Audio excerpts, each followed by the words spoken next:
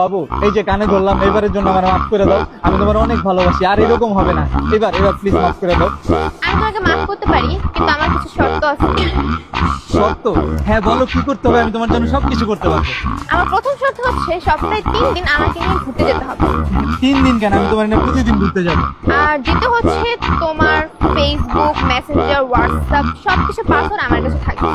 ঠিক আছে, আজকে থেকে আমার সবকিছুর পাসওয়ার্ড তোমারে দিয়ে দিব। আর 3 নম্বর শর্ত হচ্ছে তোমার কোনো মেয়ে ফ্রেন্ড থাকবে না, কারোর সাথে কথা বলতে পারবে না, কারোর সাথে দেখা করতে পারবে না। কি কোনো মেয়ে ফ্রেন্ড থাকতে পারবে না?